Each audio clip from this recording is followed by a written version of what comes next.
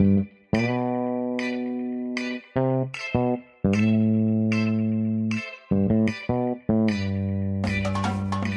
to Directionally Correct, a Beeplings podcast with Cole and Scott. Today's guest, Rob Cross. Hey, Directionally Correct fans, we're off this week, so here's a replay of a previous episode we thought you'd like. If you're looking to stay connected to the podcast, make sure to subscribe to our newsletter on Substack to get behind-the-scenes information, watch our videos on YouTube, or check out other episodes of the podcast on your app of choice. Thanks for listening. Directionally Correct is dedicated to you, our listeners, to help educate and entertain you on how to effectively do people analytics. By supporting this podcast, you are helping us continue to provide valuable insights and knowledge to our listeners. Please consider becoming a patron of the podcast. You can find the link to sign up in the show notes or at patron.podbean.com/directionallycorrect. Thanks for your support. All opinions are our own and do not reflect those of any other organization. Understanding the change in patent filings over this 20-year period, essentially finding demographic characteristics. So we're seeing more like Asian Indian inventors. They're seeing more clustered inventors. So they tend to be clustered in these larger organizations. They tend to stay longer in those organizations. However, the more disruptive innovations tend to be coming from smaller firms. And so there's this disparity here. Yeah. Well, I think that you see that play out. I know last week, I think we talked about workforce planning a little bit. I think you see that in the workforce planning space where, companies are creating more incentives for their top talent employees to keep them around, right?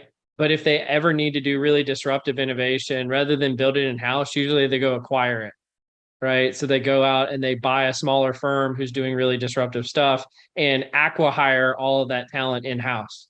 The larger firms are also producing fewer patents. And the question is, are they hoarding that information? Are they just making bigger bets in the future, or what's going on? Well, that gets into a whole other discussion of is a patent really worth it? I think that's going on with technology and the speed of technology is how much of a moat does a patent really give you in today's society? With the small changes that you can make, but I don't know, Rob, do you have any thoughts about any of this stuff? I hear over and over again that patents are not all that useful from people for a whole bunch of reasons. But that's been 10 years ago. It started, it seems like, is the pragmatics of it. Everybody does it, because it's some form of protection, but not a huge amount. Yeah, absolutely.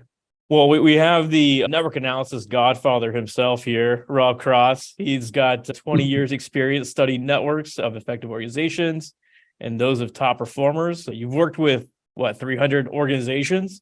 I don't know that I've ever been called a godfather of anything, though. Loads of other folks. He's a professor at Babson, founder and director of Connected Commons, O&A consortium group that I absolutely love. Great resource. You've penned 50 plus articles. You got a new book, Microstress Effect. Can't wait to actually get to that. But how's it going, Rob? Very good. Very good. Thank you guys so much for having me here. I appreciate it. Well, Rob, if you're the godfather, does that make Scott your godson? Or how does this work? That's a little disturbing, isn't it? Am I just a stranger to the God family or something? I don't know.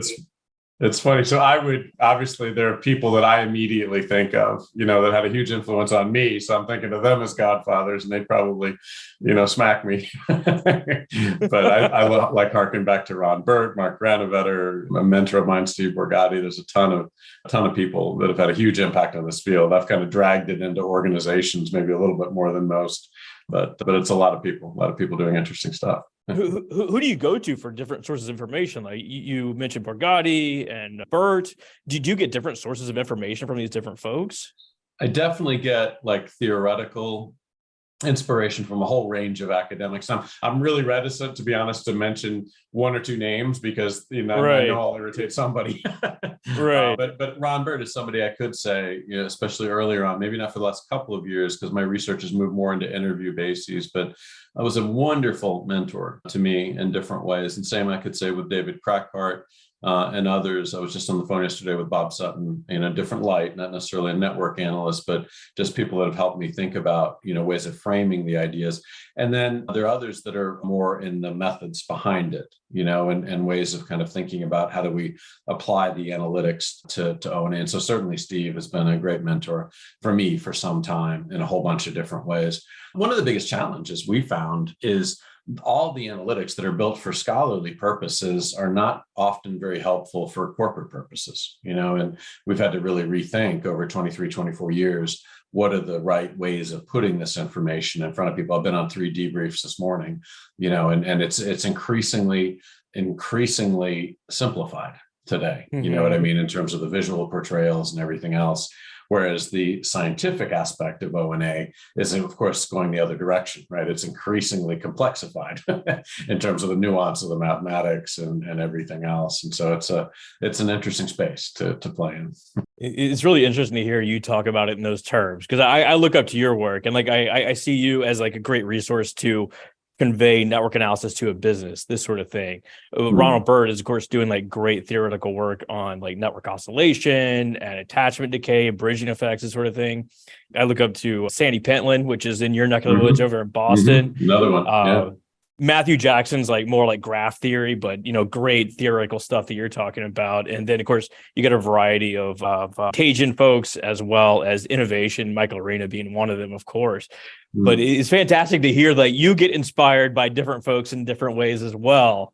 Yeah. And I would say a huge piece of that, if I did one thing, it was just having the courage to go into all these companies and say, what do you think about this? And not think I had to come in with some proof of gravity or whatever, but actually engage in a conversation around where could these ideas be helpful. And that was really the basis of the consortia. And it's had an impact both, in terms of what and how we look at networks, what we pick out is important in these debriefs so that companies can take action, as well as what are the applications, right? What are the things that this can help companies solve?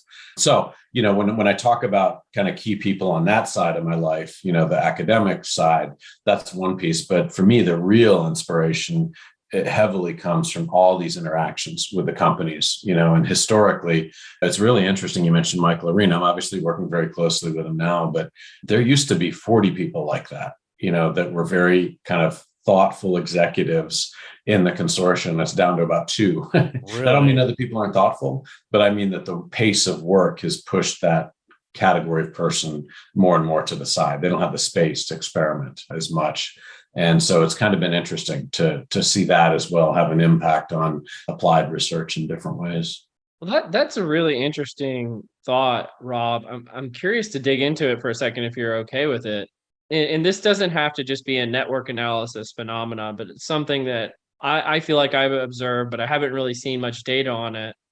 It seems like leaders in companies, especially in the HR space, are being pushed more and more to, show their value or being challenged in times like they are right now. Do you think that's kind of taking the visionary executive out of the fold somewhat? And is that a kind of a meta trend that's going on in society right now?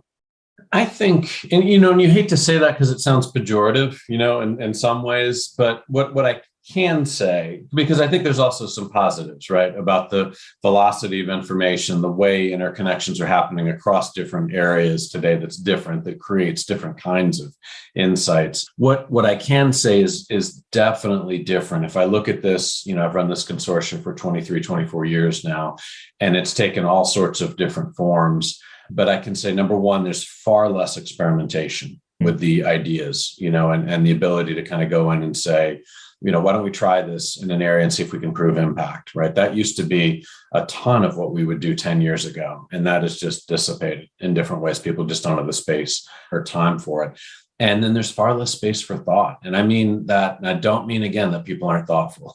I mean that they're jammed up with 200 emails, each day and 50 texts from colleagues and another 200 from their children, you know what I mean? And it's just this whole swirl that they're in. And so what that's meant is that the ideas themselves had to be reduced, in different ways. Down to a deck we just did was one of the to be really honest, it was down to bullet points and things I was so used to saying. I was very excited about some of the ways we were looking at culture very differently in this organization. And it was just too much, for what people had the space for. And would you say that perhaps it's the effects of microstressors that's making this happen? Are you trying to tee me up? Yeah. I'm trying. I'm doing my best. See the smile on his face. Yeah. Is this where I say well played? Yeah. How did this come up? How did this come up? I've read your HBR article. Great. We'll link to it in the notes. But you've obviously talked. Say what the name of your book is and the HBR article. Just I want to give you a chance to promote it. Sure. Thank you for that. So this book it's coming out April 18th. It's called The Microstress Effect, and it's published with Harvard Business Review Press. We also have put out an app on the App Store called the Microstress Effect app, and that's a pretty cool way. And it goes back a little bit to what I was just saying about having to really find very different ways to get content into these organizations. It's not enough to have the insight anymore and write about it in a white paper that very few people read. You've got to be able to find it and embed it into digitized resources or other things like that. And so I'd urge people to take a look at that. It's free. We make it available for everybody as a way to kind of scale the ideas in different ways.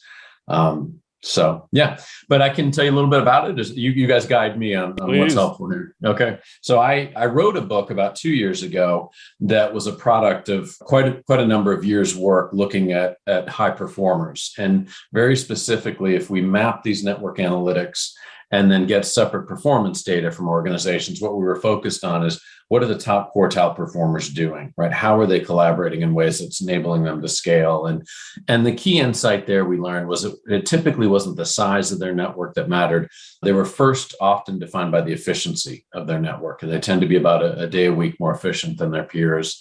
And so that book really led me into hundreds and hundreds of interviews of these people that were exemplars, right? That really kind of were able to buy back about a day a week and understand what they were doing.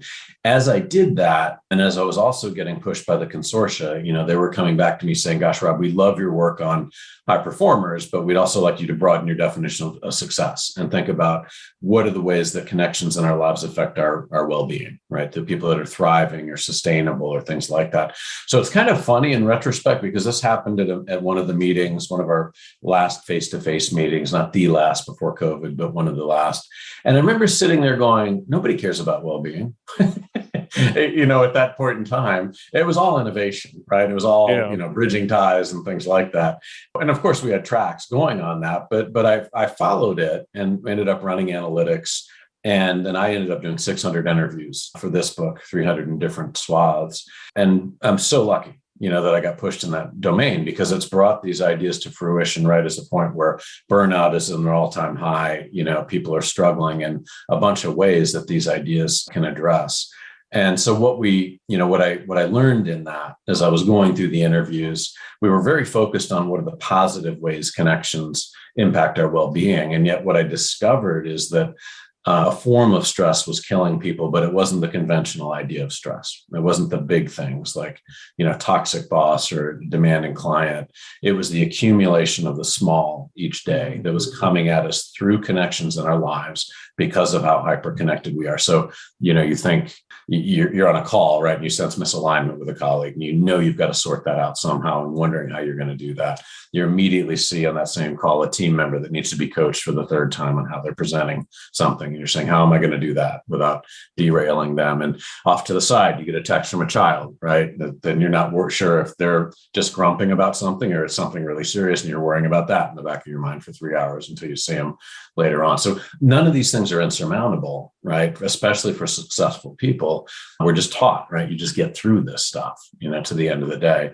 But the problem is we're getting hit with 20, 25, 30 of them. And what happens is our brains don't register it. We don't go into fight or flight mode, but our bodies are absorbing it. And so we end the day as exhausted. We can't quite put a finger on what just happened. And it's killing us. Literally, it's having an effect on us physically in pretty profound ways. So that's really the heart of the book, right? Is where are these things hitting us? How do you see them, recognize and do something about it? And then what was really fascinating to me were 90% of the interviews they would just spiral down slowly. They would start, it was all rainbows and lollipops, and then it would go down and down and down in terms of how hard life was.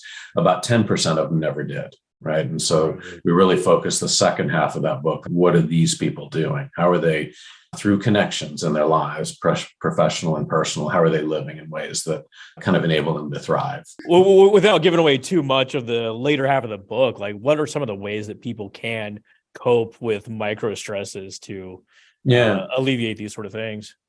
Yeah. So, and I would definitely urge people to download that app. It's free, right, for everybody. And it kind of has people go through the 14 of these. I've done videos on each of them, generates a report for you. And so I'm not trying to just partition stuff into the books. I really think this is a big deal. Like you cannot imagine going through 600 interviews like this for 90 minutes and you're in conversations with people that you only have with 4 or 5 people in your lives. You know what I mean? So it touches your soul by the time you're done, something like that. But what I see tactically, to hit your point, Scott, is for example, there's a midpoint in the book where we list out, here are all the 14 micro stresses that people are conventionally experiencing. They're coming from different places. And then across the top, we're saying, where are they coming from? Is it your boss, colleagues, team members, loved ones, et cetera, right? And so you can use this grid to see 3 ideas. I walk people through 3 ideas sequentially. One is, where are 2 or 3 of these systemic enough in your life that you need to do something about it, right? You should be shifting the interaction, increasing time, whatever it is that you need to do. And there's a lot of tactics on that. But what often happens is people will say, well, I see 20 of them. And you're like, no. If it's everything, it's nothing. Just get 2 or 3. And the impact of that is actually way more significant than we think, right? We know the negative connections have more than 3 to 5 times impact on us than the positive do, right?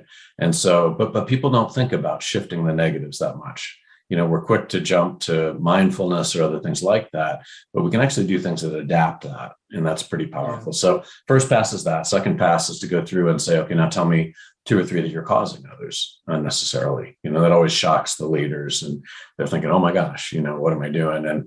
But the reality is, generally speaking, the stress that we unnecessarily cause others, leaning on an employee too hard or a child, right, too hard for something, it comes back on us in different forms, right? That employee checks out, your child becomes belligerent, it just boomerangs back in different ways. So the less you're causing, the less we tend to experience. And then the third pass through it is, okay, where have you allowed the minutia to take over, right? You're just into something in the weeds and you just should back away. It doesn't matter, at the end of the day. And that was really the big trick of our 10 percenters, is they invested in life in certain ways that rose them above the minutia at the heart of it. And the people that didn't do that, where life became completely about the profession and direct family, oftentimes those stories didn't end well. Because kind of everything rose or fell on just those 2 domains.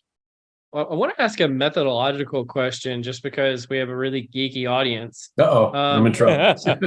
So you did 600 interviews. That's an insane number of interviews. It's a lot. Is there anything that you learned?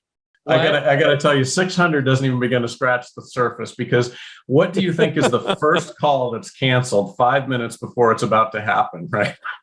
Yeah. It's the 90-minute call with the flaky academic, right? And so the number of dental emergencies and dead-ons, dead-ons happen right and left in this thing. A statistical anomaly. So you had to be persistent over time. So I had a team obviously working with me to set them up and kind of get them going. So anyway, go ahead.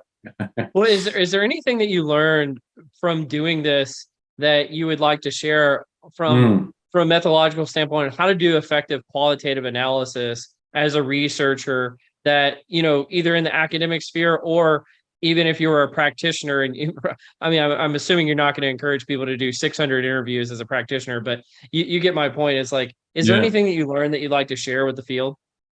Yeah, well, so I wish, the big regret I have is I didn't start this much earlier. So I started doing a couple hundred interviews a year about 5 or 6 years ago. It started with that last book, Beyond Collaboration Overload. And you just get to an entirely different level of understanding. It is at the heart of it. It is so easy to spin numbers, in isolation. And I'm not saying that people aren't smart and you find, causal links and things like that. But without the context and the richness of the stories, that go along with this. I've never been more effective than I am today with audiences, because I'm not just saying this thing matters and then it's an abstract idea, right? An abstract relationship.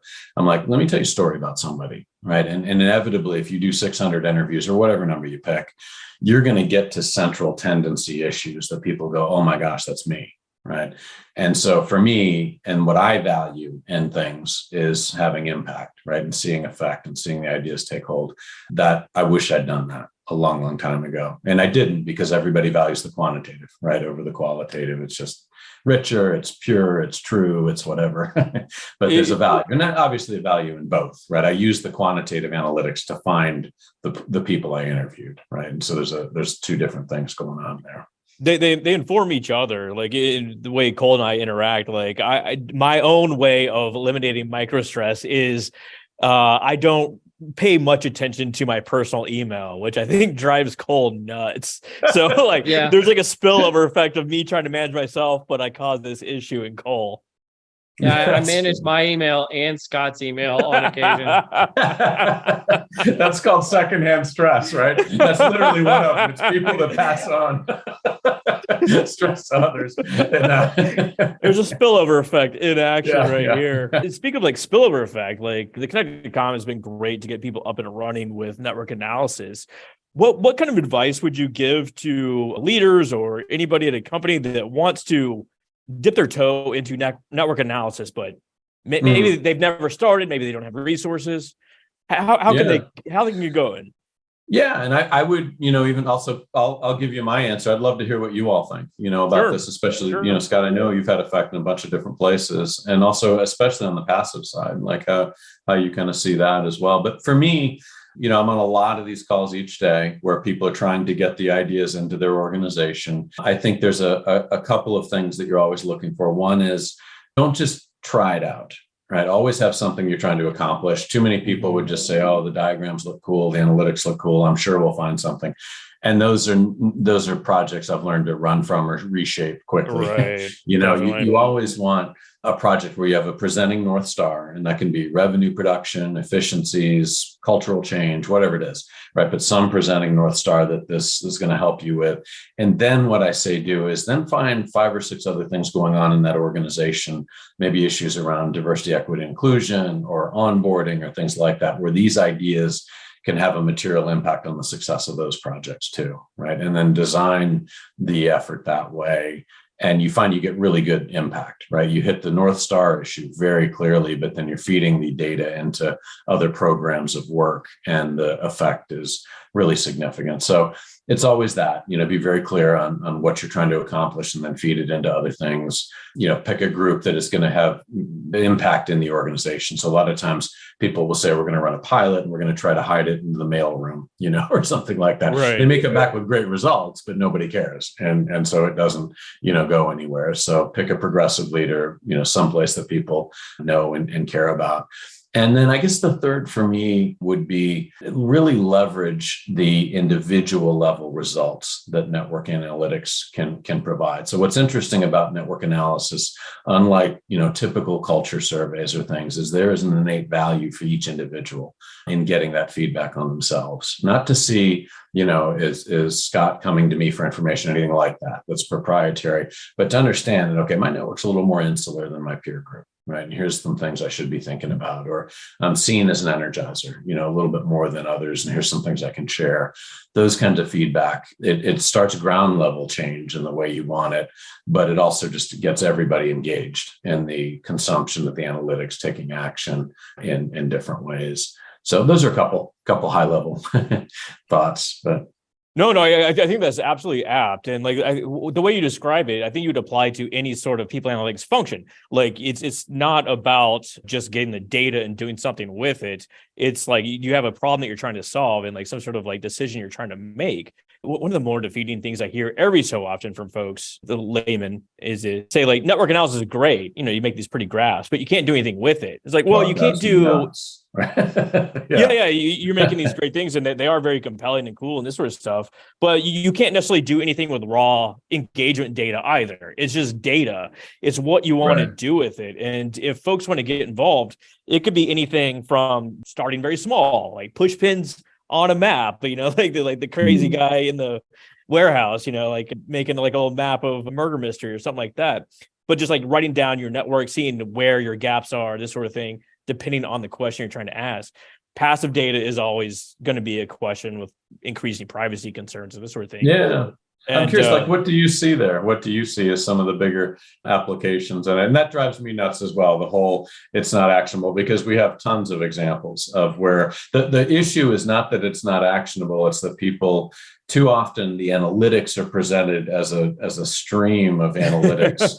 And if you don't say, here's the insight, here's what you could do about it, and pause, and then here's the insight and here's what you can do about it, and pause for discussion, that's when you tend to get that reaction a lot back, at least in my experience. And I admit I'm guilty of this too. Like you come across like a really cool like ERGO, and like you want to display the results and talk about the analysis, this sort of thing. That's not the key that people care about. It's what you can actually do with this information moving forward. Yeah, when I think about this, there's network analysis that's descriptive and diagnostic. And I think that's where a lot of people get stuck, where they're saying, oh, this is interesting. I love this. This is thoughtful and thought-provoking. But you have to make that bridge into prescriptive, like, what are we going to do about this?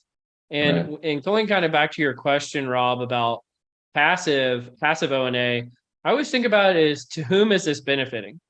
Right. If this is just insight that is going to go to like executives, and they're going to see people's names on charts based on, people's email and calendar usage or whatever kind of passive O&A data that's being sourced, that's pretty creepy and probably not in the employee's best interest. What if you're giving that data to the employees themselves and saying, kind of to the point you were making earlier, Rob, is saying like, hey, compared to the rest of your network, maybe you could be doing this a little bit better.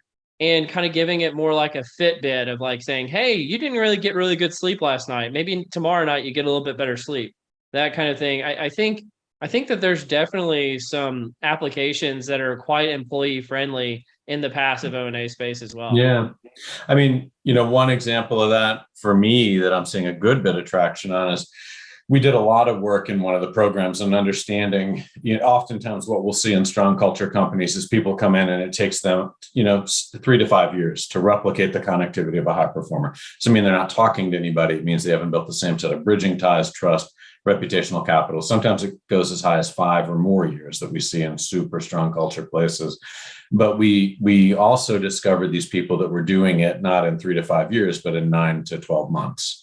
Right. And so we honed in really heavily on them in a big program of work that was assessing, what are you doing practice wise, right? What's happening, day 1, day 3, it's not 90 days that predicts their success. It's typically 9 months and a set of actions that need to happen. So to your point, like that's one place we're getting great success is, having people come in, run the passive analytics behind the scenes, and then they're getting these nudges. Both they and their people leader are getting the nudges, not of who they're connected to, but just saying, here's what you need to think about, right? And that tends to be pretty powerful in kind of conveying and getting action on the ideas without overwhelming on the analytics anyway.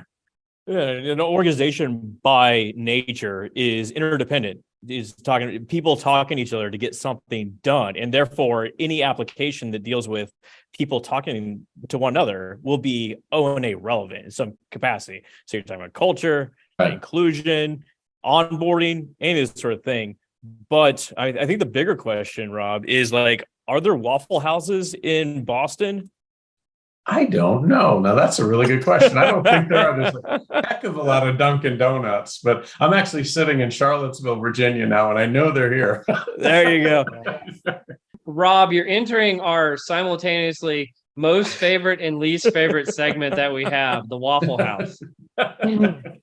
So this thing, like, it's a toggle. It's a waffle on some sort of topic. And the question is, say like someone were to, like a wizard, were to come down and present a binder full of everything that anyone has ever said about you with all the context. So we're talking like coworkers or partners, people on the street, all that information is in this binder and you can read it. But once you start reading it, you can't stop. You have to read everything.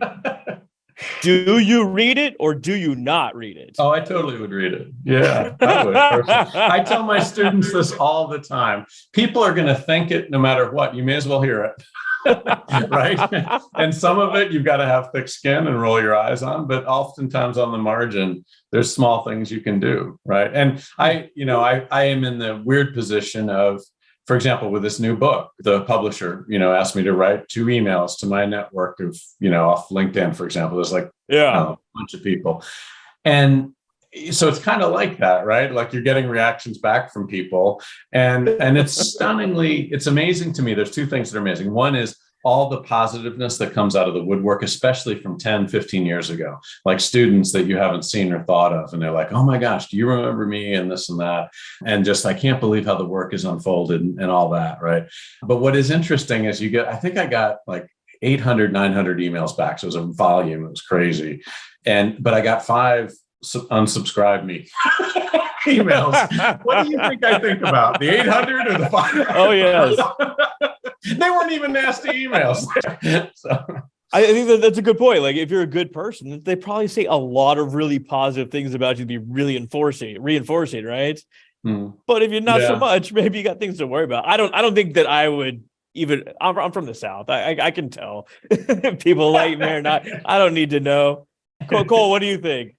Yeah, I was just thinking about it really practically. I feel like if you had to read it to the end, you'd be reading for the rest of your life. And I was like, I don't want to read people's feedback of me for the rest of my life.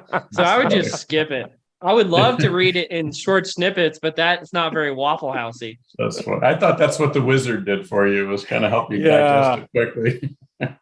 Maybe some like Neuralink just goes straight to your brain. You want to join us in the nerdery now? You talk some nerd articles? Yeah, I don't know these, so you guys are gonna have to kind of talk me through a little bit what you say. No worries. We don't know them either usually, good. So you're in Just talk good about company. them. That's sound confident. It is just an excuse to have tangents and go off track. Definitely, just have good conversation. But this one's called One City, Two Tales, where they use mobile phone data to examine New York City's response to COVID lockdowns. And I think the exciting part is, I think we did it. We finally flattened the curve before Easter. That's good news, right? Yeah. Finally. A couple of years late. Yeah. But they took all this cell phone data and they aggregated it by network. So each network was a node. And they calculated weekly network centrality metrics. So between this degree centrality and this they calculate themselves a within ratio. So how many people are the ratio of visiting points of interest, such as grocery stores within a neighborhood. And they measured the change from 2019 to 2021. And they found that high income areas such as Manhattan, they had a huge decline in mobility. So these people could work from home. You got the financial district, which essentially shut down. Makes sense. They didn't go out. But low income and low education areas had high betweenness. So these areas had high proportions of frontline workers that had to travel outside the house and had to go to work. They had to travel to other boroughs. But Staten Island is a bit different. It's a high income, high education area, but it has limited resources. So not a whole lot of grocery stores and this sort of thing. So people still had to go outside their area.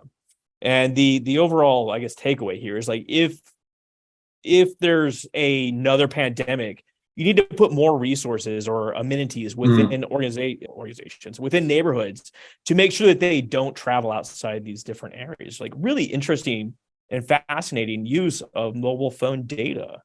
Yeah, that is interesting to see kind of what could become a spreader in different ways. One of the interesting ones I remember seeing was, I think it was from Singapore. I can't remember where it exactly, but they were showing the infection rate, as a product. They were using phone data there, and they were showing people in the same restaurant that just happened to be sitting where the air conditioning was blowing, that they were the ones that were getting it. And they could actually pick that up as a product of the phone data, literally that level of granularity. So it does suggest, of course, within limits of privacy and protecting, that there's an enormous amount that could be done, as you're saying, like keep the spread from happening by bringing the resources in a different way is interesting too. See, my mind immediately went to, I wonder if there's a correlation between hidden influencers and organization and super spreaders of COVID. Are those the same people? Because You would think, logically, if these are people that are interacting more often with a wider network of people, they're probably all also more likely to be a COVID super spreader. But I don't know. What do you think about that, Scott? Christakis has like a really interesting talk about this. So if you're an organization, you don't necessarily have the means to identify influence in the organization, you can rely on some network analysis principles, such as your friends mathematically have more friends than you do. It's called the friendship paradox. So if you get these random people are sampled with an organization and you say, like, nominate a friend, they're more likely to nominate an influencer in the organization. And then you can use those people as sensors within the organization. So if information is coming to them first, it's going to spread throughout the organization. So they can be like an early warning signal to other things that are going to happen across the organization. Like censoring what kind of stuff? Oh, I mean, it could be anything from like cultural influences that are coming through, or like, have you heard a bit of information? It could be people that are getting sick, like quite literally. Anything coming down the pipe, anything that's transmitted socially. Yeah, we've done that. So, I mean, that was actually one of the more influential studies in general, as I looked at this idea of well-being. They were finding that, if you're hanging out with a happy person, you're like 15% more likely to be happy. If you're hanging out with a lonely person, you're 52% more likely to be lonely. So it's that magnification of the negative over the positive and how it moves through networks. And I've seen that for decades. Like if we look at de-energizers or kind of negative dimensions in relationships, they always have, more than twice the impact. But, real specific use of that is the military will use badge devices to see on ships, for example, where interactions have been happening. They've been playing with different devices like this because they oftentimes have very high-end roles, right? And only a couple of people can fill those roles. So if flu breaks out, like COVID or other forms of flu, and it takes down a couple of people, it can affect readiness, like military readiness, at that point.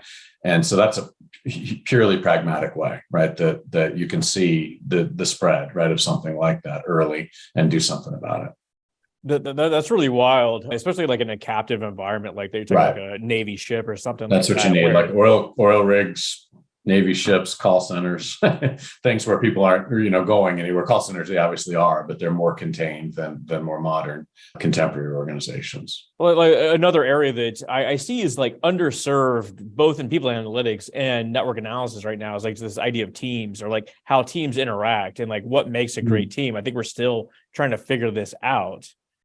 Completely. Yeah.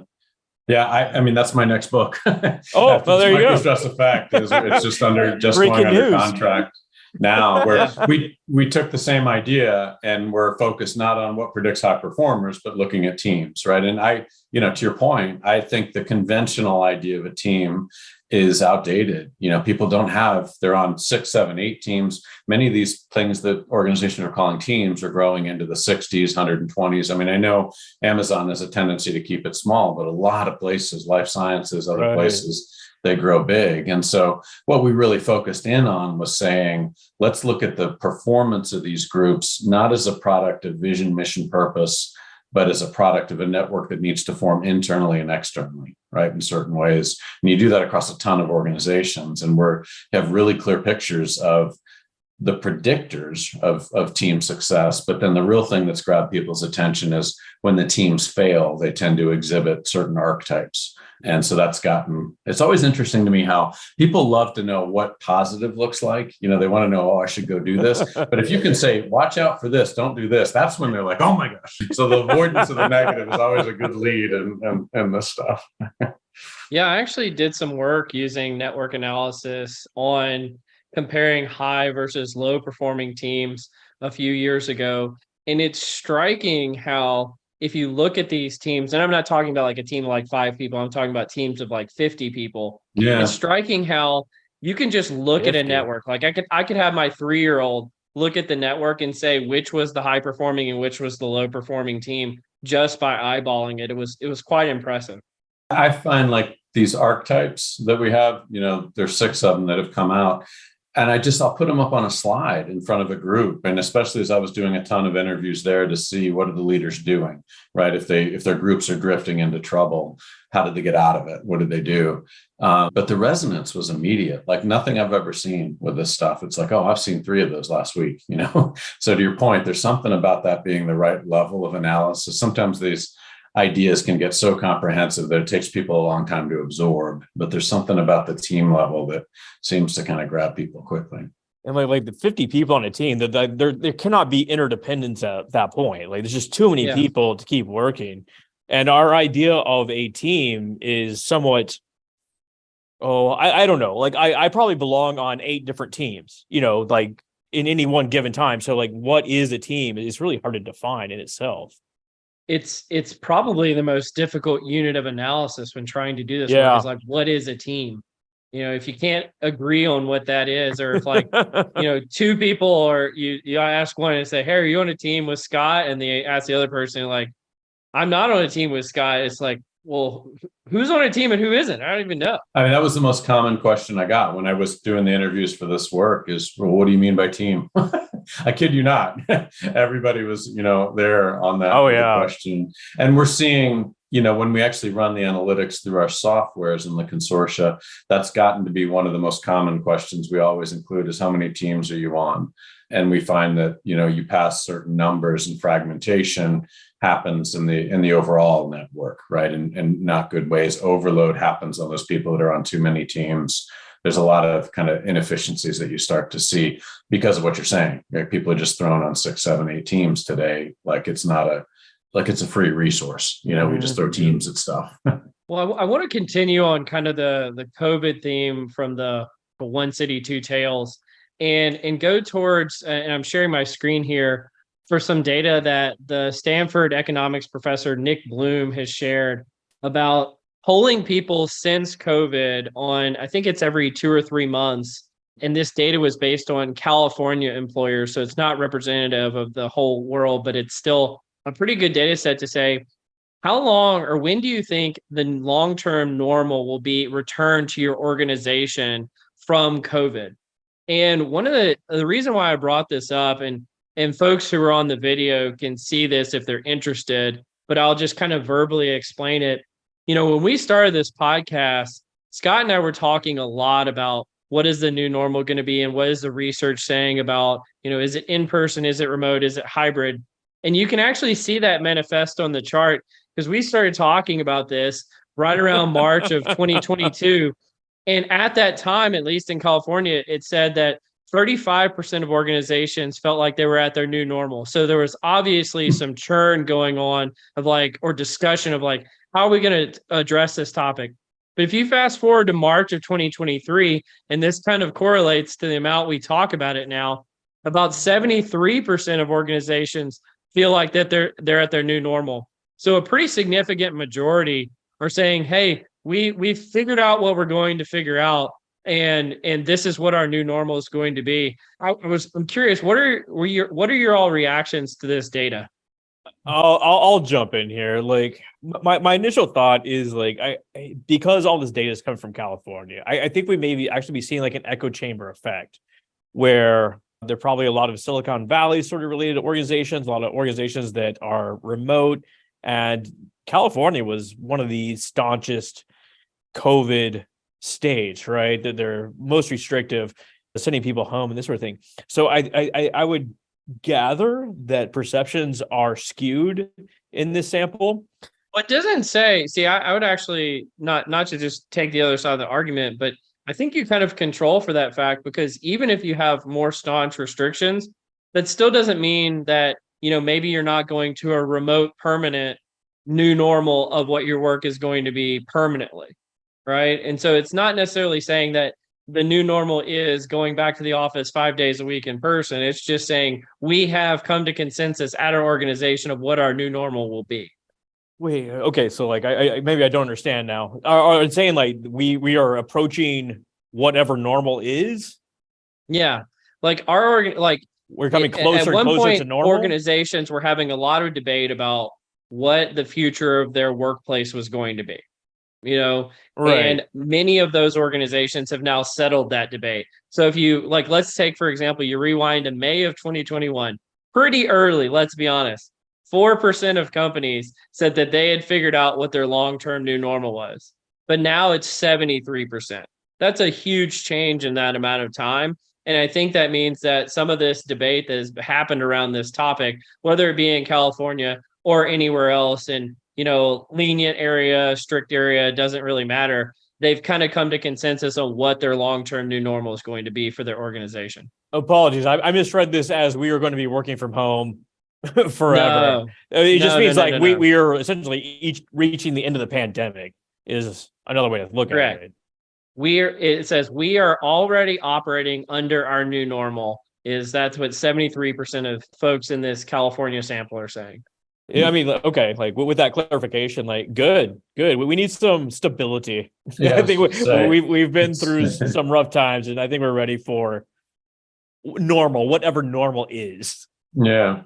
I mean, that's my reaction is I think how people are implementing it is very different. We have a lot of organizations in the consortia are using the network analytics. Part of the problem is a lot of times it's a policy driven thing of 2 days a week, 3 days a week, some just number that usually people have been looking around saying, what are other people doing? Mm-hmm. This is, again, one of the strengths with the network analysis is the last thing you want is to have people come in 2 days a week, but not come in at the same time that the other people that are either going to energize them or be central to their work. And so that's a really neat use of network analytics in those situations or in high cost real estate infrastructure, things like that, where you say, how do we go in and see the right constellation of groups that need to work together? Because people don't think about that, right? They think about their function, their teams. They don't think about the cross connectivity, the bridging ties, Scott, in your terms, that needs to happen that's delivering, either client excellence, efficiencies, things like that. So that can be a totally different way of thinking about space allocation and also kind of temporally, bringing the right constellation of groups back in different ways. And we've seen some pretty neat results from that in terms of people accepting it too. You know what I mean? Being willing to. So Rob, are you saying that if I go in Monday and Friday and the rest of my team goes in Tuesday and Thursday, that has a detrimental effect to the team? Just a little What bit. Are you saying? Right? And especially, right? I mean, that's one of the challenges. We would marry the analytics, and this is through the pandemic, as people were thinking about future work. And we would say, how often do you want to come back? 1 day, 2 day, 3 day, 4 day, 5 day as needed. And one of the most constant themes were the people that were most heavily sought out were by far the largest group saying only as needed. I don't want to come back in some 1, 2, 3 year approach, right? And so you're in this conundrum. Like, let's say you force people back 2 days a week. You happen to be one of those big connectors. You come back Monday and Friday, you don't see the people you need to, works with your personal life, but suddenly you're irritated and you leave, right? And so the attrition rates that were happening as people tried to force these models in were happening to their most connected people, right? The ones that had figured out there's a different way to live my life and I'm going to manage a little bit differently. So it's not just the policy, but it's like, how do you implement it through the influencers? How do you get them engaged and then bring them along and have them be the ones to design, not just 2 days a week, but what are we going to do with that time? That was the other really big thing we could see is that what people were saying they wanted the face-to-face or synchronous for when we ran all this in analytics was, I want to have interactions that create energy and purpose for me, interactions that generate growth and learning, and interactions that generate innovation and problem solving. Those are the three things that really required synchrony and face-to-face. And the other stuff could drift, right, into different vehicles. But the problem was, as leaders are coming back, they're just happy to see people. So they start running their same meetings again. Right. And they're going to go through project plans and they're going to go through this and that versus saying, how do I recreate this context and this face-to-face time that may be gold now to generate energy and purpose, growth and learning, and innovation and problem solving? It's just a very different way of thinking about it. That's a challenge.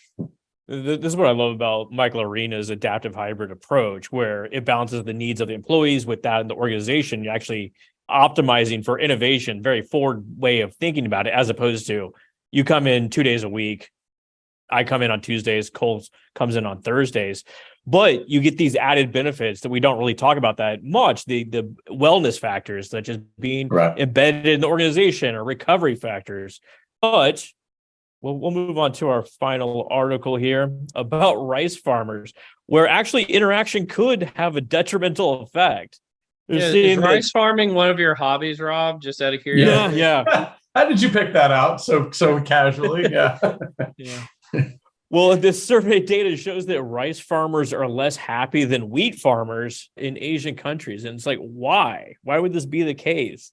Well, there's more interdependence in the rice farmers, which leads to greater social comparison, especially those who are the worse off. The predictors of happiness in the study, anyway, include income, social status, and occupational status. And these effects tend to be twice as strong in the rice farmers and the wheat farmers.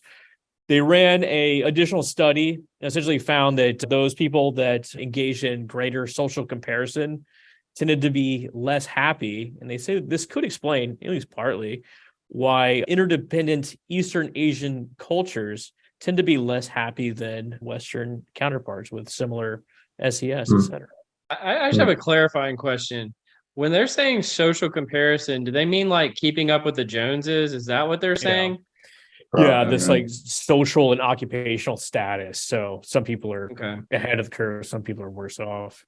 But I mean, this sort of gets to something that you mentioned earlier, Rob, around interacting with others can have, and the microstress can have a negative effect as well. Like we tend to think about the positive aspects, but anything can be passed to the network. Yeah. As part of this book, there's a lot of studies recently that have been showing that the quality of our connections have been declining. This is before COVID, right? Just in general, the quality, if you think about authenticity, intimacy, friendships, right? Things like that, that's been declining. And the effect is really significant. Vivek Murthy's book cited a ton of studies, and I read every single one of those. And then I went out and found studies they were citing. And it's just crazy. The effect of if you become clinically lonely, then that has the mortality rate that's equivalent to 15 cigarettes a day. It's a 26% greater likelihood of early death, blood pressure issues, dementia, all sorts of things, right? And so what's stunning to me is that we don't take it more seriously, right? Because we'll chase blood pressure medicines down or cholesterol or whatever. But yet we have this stuff that's kind of either avoiding the negative or ensuring the positive is there in our connective life. And we don't pay attention to it. I think in large part because we don't measure it, right? What gets measured gets paid attention to, and we don't see it. But what I was thinking about when you said that is the studies on loneliness. It's not just the number of connections, right? It's a perceptual feeling, right? Do I feel lonely? Yes. And they show that the millennials, Gen Z millennials, are the loneliest generation, right? They're the most connected and yet simultaneously the loneliest. And yeah, I've heard about this. There's like a loneliness epidemic going on, and at least, and I'm just talking at a turn here, being directionally correct, let's call it. But I've heard it came with the onset of the smartphone. Yeah, people feel like that they used to go out to like a bar or whatever, or like a group event and have happy hour, or get together with friends, and now they are messaging online or texting or doing TikTok or whatever kids do these days, and that's taking the place of the hours that they would have spent with other human beings. Yeah, and I think that's a little bit of where I was thinking about with this is that it affects the quality of the connection. But what Scott, you spurred with me with the rice farmers is there are these kids, and there's so much in my mind more. I hate to use the word fragile, but things that upset them or have them going. I mean, we've seen a 30% rise across all college campuses this year alone on people seeking counseling help, right? And so you hear the anxiety in this population is huge. And I think one is the coping mechanism of quality of connections and increased isolation, even though you may be wildly connected on Facebook. But then I also wonder, like that social comparison thing with the rice farmers, like how much of that is going on and people are just looking at Instagram, Facebook, all this stuff that's a portrayal of not a reality, but of an ideal, you know what I mean? And they're thinking, why am I not there, as well? There's obviously a huge number of upsides, right, to how connected we are, but there's a lot of potential negative too, to be managed in it. Absolutely. And Fowler and Christakis talk about this in their book, Connected, that loneliness is really about the connections that you wish you had. So you may talk to your mom or like a low value friend, but you want to be friends with the jock of the football team or, like the popular person or whatever. And if you don't have those connections, then it might as well not even occur. But like you touched on something there, Rob, as well, like that you wrote about in the HBR article on microstresses. This is why I think that your 20s are, they kind of suck. Because like it's not only is like a really turbulent time, but your friends are really flaky and like you can't trust them. And like everyone's sort of competing for resources and like you get thrown to the bus more regularly than you do later in your career. Perhaps it's like some sort of like testosterone issue there as well. But like all these sort of things just happen. These like stresses get compiled on top of you. And especially looking at Instagram or TikTok, and you see your friends and they're driving like a fancy car and you don't have it, and it's just it stinks. Yeah, it spirals. It's fascinating to hear you say that because I just got off a call earlier today for a big leadership program. I'm going to do very well-known, top-regarded organization, their top 300 leaders, and what they were saying is that group is in this. You've heard of the sandwich generation, right? When you're taking care of kids and parents. Oh, yeah. And part of the problem is this 20s thing that you're talking about is way worse on the parents now too, right? The kids don't leave anymore. They're constantly coming back. I mean, and you think about it, I remember when I went to college, and granted we were using chalkboards and there wasn't air and all that stuff way back then, but you called your parents once a week on a payphone right in the dorm. Now it's like any issue that you want, a circling back. So it's fascinating because it is the 20s. The 20s are different now. And it is having impact upstream too. One of their biggest pressing issues was these kind of high mid-level leaders are getting crushed, not just from us at work, but from, an excessive number of things outside too. So it's fascinating. Well, this ruins my weekend plans of taking up rice farming with my neighbors. I don't want to get in a fight with them because of all the social comparisons that might happen. Well, I think we've officially exhausted the rice farming talk. Rob, you've been an amazing guest today. I've been wanting to meet you and talk to you for a long time, so I'm really glad that you got involved with us today. Before I give you the final words, Scott, any parting notes to Rob? Rob, always love talking to you. Networks, life, what have you. How can folks get in contact with you if they want to reach out? So, well, first of all, let me say thank you, guys. Yeah, I appreciate the engagement of what you guys are doing in general. The way you're doing is really neat to hear and be a part of. So thank you. Just, obviously, I'm always interested in advancing the research. So I encourage people, if they get into the microstress ideas, the way we evolve research at this stage is to get the principles down and then get the practices and then build the tools that companies can use and then see if we can drive impact, right? Economic impact or things. So obviously reaching out to me, or if you're just interested in more information, my website is robcross.org, and it has a ton of, things and other resources around the books and everything there. So yeah, that's it. And I'll say thank you guys again. Well, thanks for joining us, Rob, and thanks for being a great godfather to Scott. You were very appreciative of your efforts, but the pressure is you've been so listening. High. Yeah. You've been listening to Directionally Correct, the People Analytics podcast with Colin Scott and Rob Cross. Thanks for joining us, Rob. Thank you.